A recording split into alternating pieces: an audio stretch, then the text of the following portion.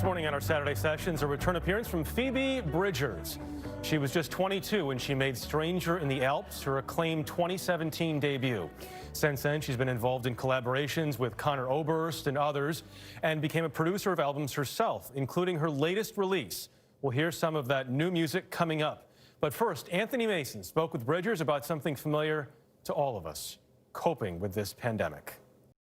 Earlier this month, Phoebe Bridgers performed live at the Red Rocks Unpaused Festival near Denver, in front of a stunning natural backdrop and an amphitheater of empty seats. How was that? It was wild.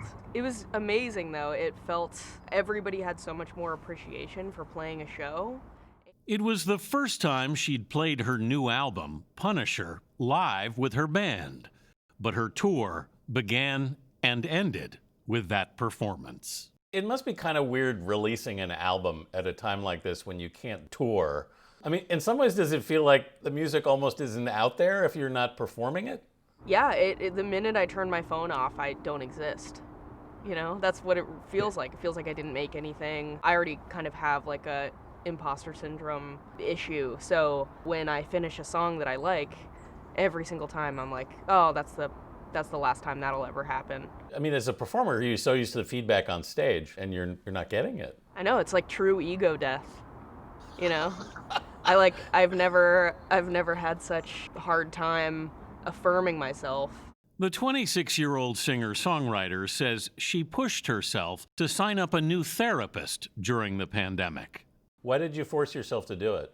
Just because I could feel the weight of isolation like starting to break me, and I was like, you know what, there are people whose entire job it is to help, and it's time. I've been ignoring it for way too long. People are finding themselves missing things that they didn't value before. I cannot wait to hate touring again. I cannot wait to complain again about airports.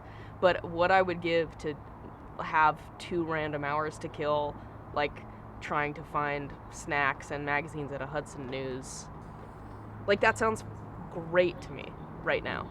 Her second solo album has been getting a lot of love from fans, but Bridgers says she's often her own worst critic. You're hard on yourself as a songwriter.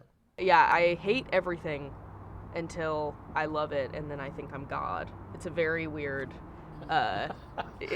binary. It's like I either am like, you are trash and you're only good because you surround yourself with talented people, and every single good song you've ever written was a fluke accident, and then I am God, nobody is as good as me.